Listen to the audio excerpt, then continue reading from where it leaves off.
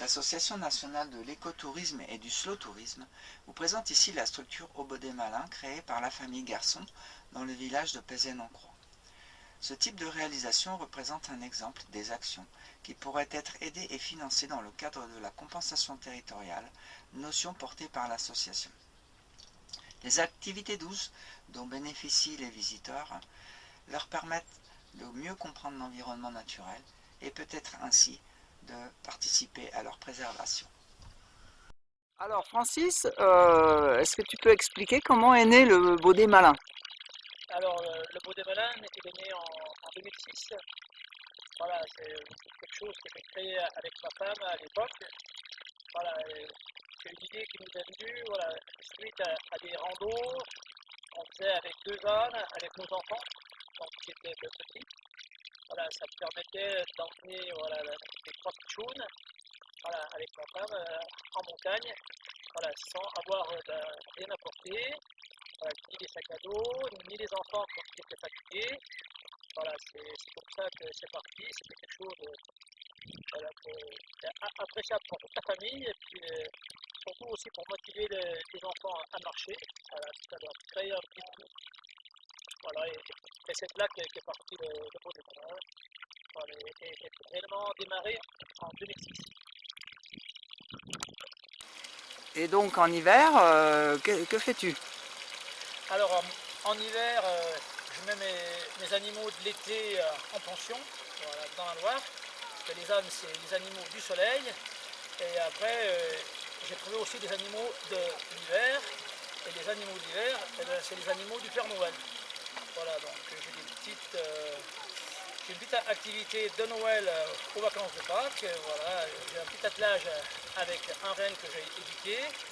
Voilà, et là c'est pareil, on vient dans la vallée nordique de Pézet pour faire marcher voilà, mon petit renne. Alors j'ai un petit attelage où dessus, ben, forcément il y a les enfants, il y a aussi des fois les parents. Voilà, et ça c'est pareil, c'est super pour les enfants parce que c'est toujours super imagé avec le renne du Père Noël. Et on raconte des petites histoires. Voilà, et ça j'ai démarré en 2014. Donc ça c'est très récent. Alors peux-tu nous parler de ton activité avec les handicapés? Alors c'est vrai que les handicapés, avec ça c'est plus l'été, hein, parce que l'âne c'est super pour travailler avec les handicapés, comme c'est des animaux qui sont hyper placides, qui ne bougent pas. Ça rassure tout de suite voilà, bah, les gens, et surtout voilà, les handicapés qui ont des fois un peu peur d'approcher l'animal. Avec voilà, bah, on commence pareil, ils approchent un petit peu l'animal, on leur en parle, et après tout doucement le contact se crée. Et après c'est pareil, c'est une alchimie qui fonctionne d'enfer. Hein.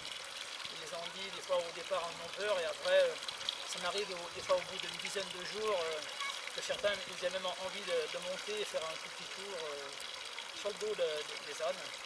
Et tu as conçu des outils spéciaux pour eux?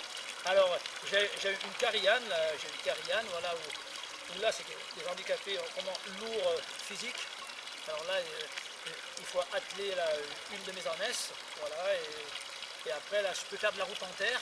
Voilà, et sur cette route en terre, bah, forcément, ben, là c'est une personne bien sûr, hein, parce que là, pour ceux qui ne peuvent pas marcher, qui sont vraiment voilà, handicapés lourdement, bah, ça permet, bah, c'est pareil à ces familles, d'emmener voilà, les gens en moyenne montagne tant que la route est carrossable, pour ma petite Cariane où il nous faut 1 mètre de large pour qu'elle puisse se faufiler. Merci Francis pour cette belle réalisation et ces explications. Et nous espérons sincèrement que ton exemple sera suivi par d'autres. Voilà, que nous pourrons peut-être